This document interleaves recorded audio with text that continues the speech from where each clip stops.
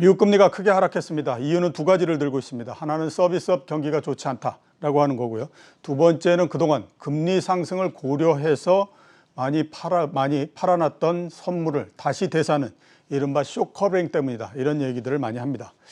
이유가 무엇이었든 주식시장 입장에서 봤을 때는 상당한 호재를 만나지 않았나라는 생각이 듭니다. 하반기에 인플레 걱정 없고 그다음에 금리도 낮아지고 하게 되면 주식시장을 가로막을 장애물이 없기 때문이다 라고 볼 수가 있는데요.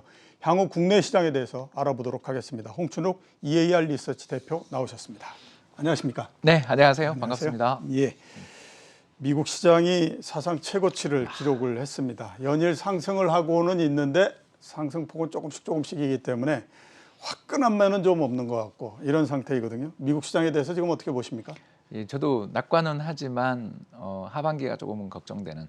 하반기에 걱정된다. 예, 그러니까 뭐 굉장히 좋은 여건인데 지금은 이제 잔치가 계속되고 있는 중이니까 저희들 입장에서나 미국 시장 참가자들 입장에서나 참 좋긴 좋은데 이제 결국은 이제 드디어 파티를 조금 음식을 뺄 가능성들이 하반기에 높아지고 있는 게 현실이다 보니까 아무래도 이제 그 부분에 대해서 좀 걱정들이 있는 것 같아요. 가장 뭐 대표적인 최근의 걱정거리는 역시 이제 테이퍼링이었는데 이번 FOMC 의사록에서는 그 이야기 안 했지만 8월 잭슨홀 미팅에서는 할 가능성이 있지 않냐. 그렇죠. 예, 그런 이야기들 특히 최근 들어서서 미국의 부동산 가격이 너무 급등하고 있으니까 MBS 사는 게 이게 맞는 일이냐. 그러니까, 그렇죠. 예, 그러니까 모기지 저당 채권을 MBS라고 그러는데 부동산 담보대출 금리를 낮춰주기 위한 정책인데 이게 너무 과하게 약발이 들은 거 아니냐 이런 걱정도 있고 또 7, 8월에 재정 지출이 이제 거의 소진되지 않습니까? 그러니까 이런 여러 가지 이유로 인해서 걱정거리는 산적해 있다 보니까 세게 이렇게 밀지는 못하는데 또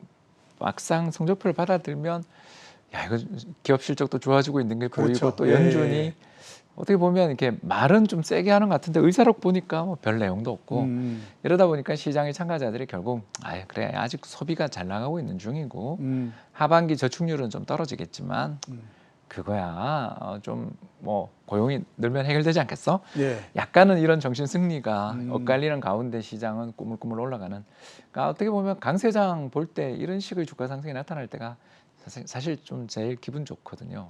그렇죠. 왜냐하면 급등하면 이거 뭐 어떻게 따라가야 되나 이렇게 과열돼서 어떡하나 그런 걱정을 좀 한다면 지금처럼 걱정의 벽을 타고 오른다고 저희들이 부르는 이렇게 꿈틀꿈틀 스물스물 올라가는 장이 일단 이코노미스트 입장에서는 제일 좋은 장이 아닌가 생각됩니다. 그렇죠. 분석하는 사람들 입장에서 봤을 때는 뭐 투자자분들하고는 좀 다르게 작년도 그 하반기 뭐 4분기처럼 주가가 급등할 때는 진짜 힘들거든요, 분석하기가. 예, 그건 뭐 이유도 없고. 그렇죠. 그러니까 유일하게 얘기할 수 있는 게 유동성 때문이야. 이 얘기를 뭐 하는 그리고 거니까. 뭐 백신에 대한 기대 뭐 이렇게 이야기했었는데 지금 오늘 1,200명 넘는 확진자 나오고 있는 거 보면 야 정말 백신이 게임 체인저가 되긴 되는데 이렇게 또 변종이 빨리 나올 줄은 또 몰랐던 거고 참 주변에 저만 하더라도 뭐 여러 이제 여의도 쪽 단톡방이 있는데 거기서 어제 검사 받으러 갔는데 다행히 음성이었어 이런 이야기들이 너무 많이 올라오니까 이거 이번 주에 약속들은 좀 조심해야 되겠다. 그렇죠. 이게 시장에 여전히 우리는 또 걱정거리고 그런데도 장은 가고 참 현실은 영 안 풀리는데 주가는 올라가는 그 과정이 작년 연말 올해 초였다면 지금은 그래도 이제 실적이 나오니까 그래도 조금은 나은 상황 아닌가 생각됩니다. 알겠습니다. 며칠 사이에 미국 금리가 굉장히 많이 하락했습니다. 1.3이라니. 아무튼 뭐 거의 제가 보기에는 폭락에 가깝다라고 싶을 정도로 굉장히 빠르게 떨어져서 이 미국의 10년물 금리가 제일 높을 때가 1.77%였거든요. 맞습니다. 어제가 1.32%니까 거의 25% 정도가 내려온 거니까 이걸 주식시장에 대비하면 3,300이었던 주가가 2,500이 돼버린 거예요.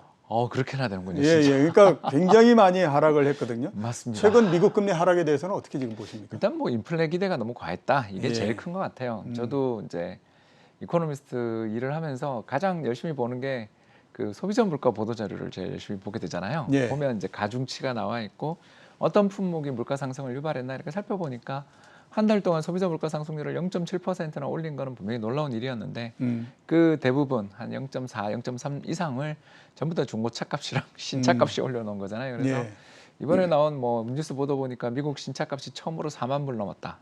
이런 이야기가 들릴 정도로 미국의 지금 차값이 엄청나게 오르고 있는 중이다라는 걸 생각해 보면 야 여기가 생기고 있는 병목 현상이 상당히 심하구나. 아 현대차 좋겠다.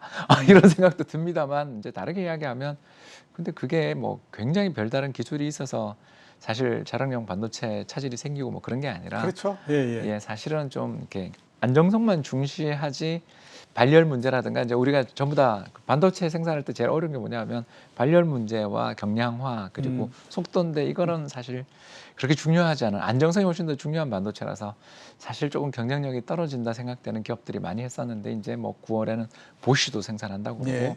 여러 가지 병목 현상들의 차질들이 이 여름 지나면 해결되지 않겠냐 이게 제일 컸던 것 같고 두 번째는 연준이 6월 FOMC 발표했을 때는 분명 점도표에 작년 올해 3월만 하더라도 올해 내년 연말 금리 인상하자는 사람이 3명이었는데 7명 되는 거가 나왔는데 이게 사실 그간 시장의 참가자들이 보기에는 이보다 더 나올 줄 알았는데 뭐 이 정도면 놀랄 건 아니다. 예. 이런 기대들이 좀 있어서 결국은 6월 FOMC 이후에 슬금슬금 좀 빠지던 게 최근 어제 FOMC 의사로까지 나오면서 좀 더 영향을 받은 게 아닌가 싶어서 예.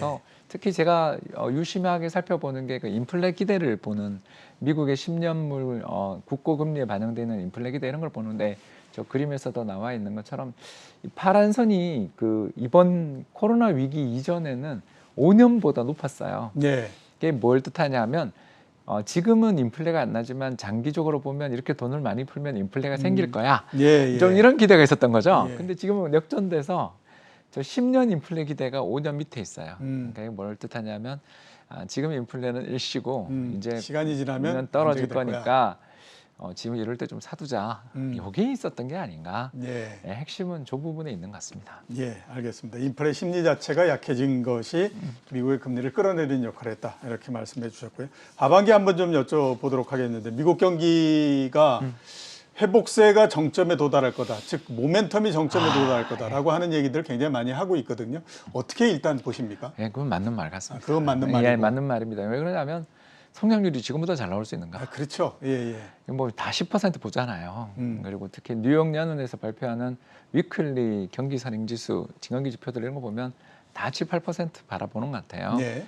그래서 전년 같은 기간에 물론 지난 이맘때는 정말 너무 안 좋았으니까 경제 성장률 목표가 당연히 뭐 7, 8% 나오는 게 당연한 일이다라고도 볼 수 있지만 최근에 성장률이 잘 나오는 이유는 크게 봐서 세 가지가 있었던 게 첫 번째 집값을 엄청 올려놨죠. 그렇죠. 집값이 오르면 사람들 다 기분이 좋아져서 물론 평가이김에도 불구하고 갑자기 자기 재산이 불어나는 그 느낌에 거기에 최근에 또 언택트 분위기 속에서 뭔가 가재도구들을 아무래도 장만할 그렇죠. 예, 그게 이제 예. 최근에 내구재 붐의 가장 큰 이유였는데 이거는 일단 뭐 좀 이제 연준이 MBS 축소가 테이퍼링이 내년에 하겠지만 아무튼 이쪽 MBS 금리가 최근에 좀 오르고 그래도 미 국채 금리 떨어진 거에 비하면 MBS는 그렇게 안 떨어지더라고요. 예.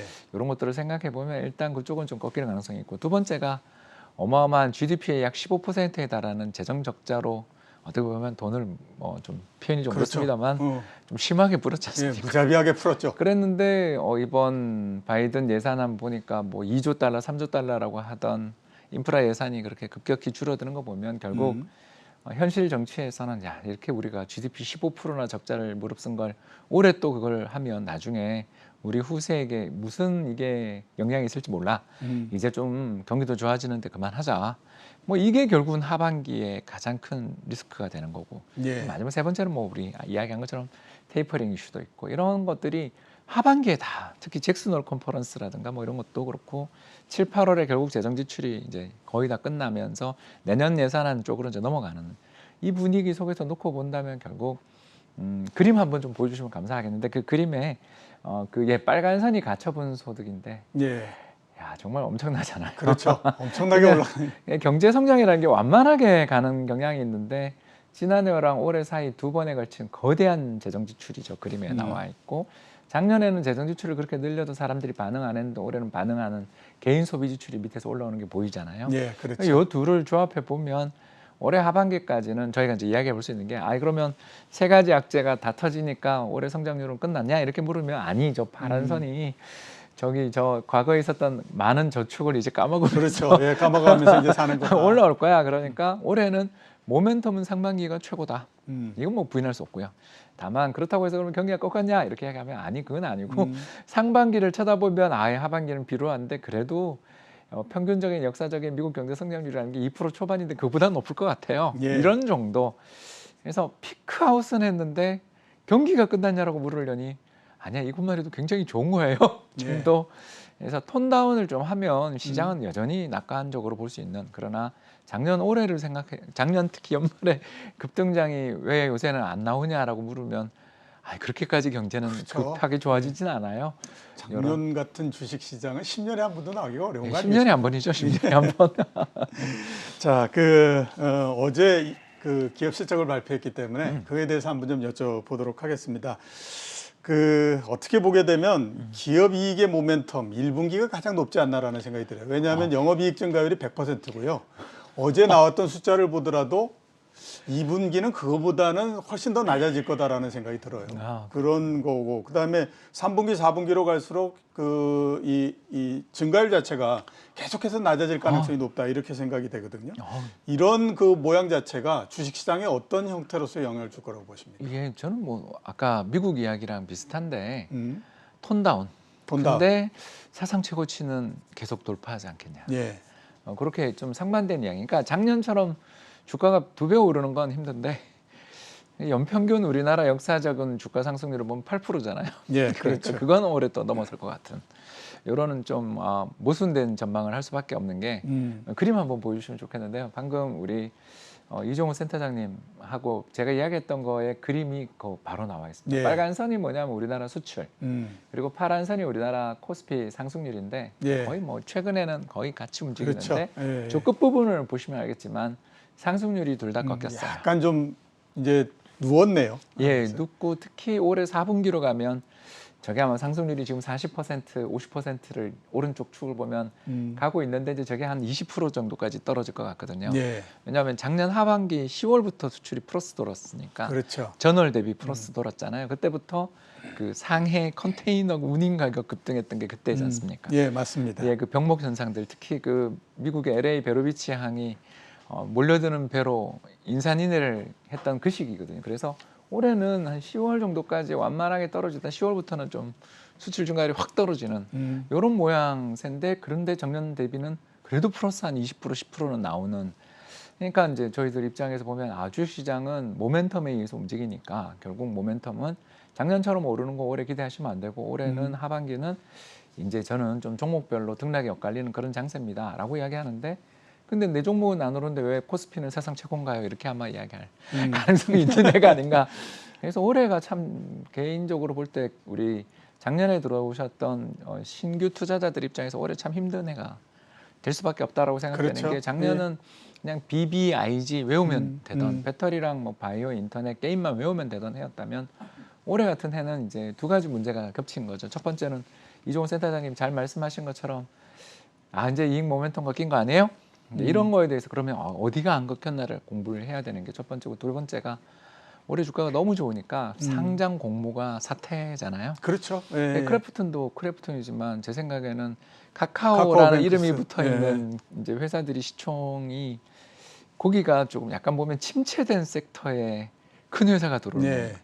아까 이야기한 BBIG G에 들어오는 거면 그래도 돈이 몰리는 섹터에 큰 게 들어오면 좀 버텨요. 바이오도 그랬잖아요. 그렇죠. 근데 이제 어떻게 보면 좀 핀테크라고 불려야 될지 IT라고 불려야 될지 모르는 섹터에 아무튼 돈이 들어오면 이 인덱스 펀드에 투자하고 있는 매니저들 입장에서는 그 동일 섹터 내에서 조정을 해야 될 리스크들이 있거든요. 이렇게 되면 시장에 올해 상반기에 그래도 가장 뜨거웠던 게 은행이랑 건설이었는데 거기서 돈이 좀 빠질 수도 있다라 생각되면 그럼 어디가 앞으로 상대적으로 더 좋아지고 어디서 돈을 덜 뺄 건가를 고민해야 되는 이런 좀 복잡한 방정식을 풀어야 되는 그런 해가 하반기 아닌가 생각됩니다. 예, 알겠습니다. 돈에 대해서 좀 여쭤보도록 하겠습니다. 돈의 흐름에 대해서 좀 여쭤보고 해야 될 텐데 우선 그 대표님이 그동안에 돈에 관해서 책을 많이 쓰셨어요. 돈의 역사도 쓰셨던 것 같고 감사합니다. 이번에 이제 돈의 흐름에 대해서 또 쓰셨고 했는데 자, 그 하반기 돈의 흐름에 대해서는 어떻게 지금 보십니까? 저는 조금씩 우리나라 한국 주식만 사랑에 빠지지 않았으면 좋겠습니다. 아, 한국 주식만 사랑하지 말라. 예, 그 이유는 아까도 이야기했던 두 가지 이유가 다 거기 녹아 들어 있는데 하반기에 미국 쪽에서 3대 악재가 좀 보인다. 근데 뭐 악재라는 게 다 알려진 악재라 시장을 거꾸로 가지는 않은데 아무튼 악재는 악재다. 예. 그게 이제 첫 번째 악재라면 악재고요. 이제 두 번째가 아까 말씀드린 것처럼 돈들이 IPO로 많이 몰리게 될 때는 아무래도 시장에 동일한 돈든 판돈은 똑같은데 거기서 어디 좀 흡수가 되는 경우들이 우리가 지나고 보면 항상 좀 그러니까 섹터 간의 등락 잡기가 너무너무 어렵다라고 생각되는 거고요. 그럴 때 이제 우리의 대안이 뭔가 이렇게 생각해 보면 결국 미 연준이나 그 미국의 정책 당국들은 결국 재정을 확장해서 중립 정도 긴축은 아닌 것 같고요. 확장해서 중립 정도라면서 재정 적자를 되게 이제 좀 줄이려고 들고 더 나가서 이렇게 줄이는 과정에서 미 연준은 슬슬 출구 전략을 모색하고 그리고 예전에는 전부 다 사람들이 내구재만 사던 게 이제 여행을 다니면서 내구재 내에서도 이제 조금씩 등락이 엇갈리는 데가 나오는 이런 게 나올 때가 지나고 보면 모두 다 좋아질 때는 우리 시장이 가장 상승 탄력이 센 나라인데 여기 이제 엇갈리기 시작하고 특히 달러가 출구를 조금 찾으려고 할 때는 달러에 대한 선호가 높아지는 걸 저희가 굉장히 많이 본 것 같아요. 예. 그게 이제 가장 대표적인 게 2013년 그 생각하기도 싫은 트라우마인데 2014년 그렇죠. 벤 쇼크 때도 그렇게 큰 쇼크가 날 문제가 아니었는데 쇼크가 어디 집중됐냐를 우리가 이렇게 돌이켜 생각해 보면 이머징 마켓에만 집중됐던 게 미국 장을 보면 조정을 받았나 싶을 정도로 그렇죠. 순탄하게 올랐어요. 별로 그렇게 뭐 크게 떨어지거나 그런 거 없었죠. 예, 그런데 이제 여기 아까 이야기했던 코로나까지도 방역 문제가 선진국은 그래도 백신 접종률도 높은데 신흥국은 좀 돈도 없고 또 물 백신도 이야기도 있었고 그러다 네. 보니 이런 면에서 돈의 흐름이 이제 로테이션이 지금 굉장히 우리가 좋았는데 선진국 쪽으로 로테이션 가능성들에 대해서는 이제 조금 돈의 흐름을 한번 잡아보자 이 말씀 드리고 싶었습니다. 예. 국내 시장에만 계속 집착하지 말고 선진국 시장도 좀 보고 그쪽으로도 좀 투자하고 이렇게 이제 말씀해 주셨고요. 네. 마지막으로 간단하게 좀 질문을 드리도록 하겠습니다. 네. 국내 시장에 대해서는 어떻게 보십니까? 좋긴 좋은데 로테이션이 짧아 보여서 걱정입니다. 예. 지금은 상반기에 너무너무 좋았던 가치주가 좀 쉬고 이제 아까 제가 이야기했던 수급 문제도 걸려 있거든요. 사실은 제가 그걸 좀 걱정하고 있습니다. 그런데 비해서 지금은 단기간이긴 한데 성장주 순환매로 저희는 좀 보여져요. 그러면 네. 시장이 어려워요. 네. 왜냐하면 상반기 주도주들이 힘이 없거든요. 재미가 네. 없으니까. 그러니까 시장이라는 게 6개월 만에 갑자기 또 색깔이 바뀌면 이게 진짜 잡기가 어렵습니다. 그래서 올해 시장은 일단 성장주 쪽이 지금은 단기적으로 네. 적어도 아까 제가 잠깐 말씀드렸던 잭슨홀 컨퍼런스 전까지는 일단 시장의 좀 휴가 분위기 속에서 성장주가 어떻게 보면 저희들 표현으로는 빈집을 좀 틀 것 같은데 네. 그 뒤는 다시 또 가치주 흐름에 가치주로. 대해서도 고민을 해야 되는 아무튼 참 상반기는 가치주만 보면 되는 시장이었는데 네. 하반기는 짧은 로테이션의 시기가 오지 않을까 생각합니다. 로테이션 한다는 건 참 투자하는 그 분들 입장에서 봤을 때는 피곤한 그 상황인데 결국 뭐 길목을 잡아라라는 이야기를 조금 어렵게 했는 것 그게 같습니다. 뭐 쉽지가 않아서 그렇죠. 자, 오늘 나와주셔서 감사합니다. 감사합니다. 예, 지금까지 홍춘욱 EAR 리서치 대표였습니다.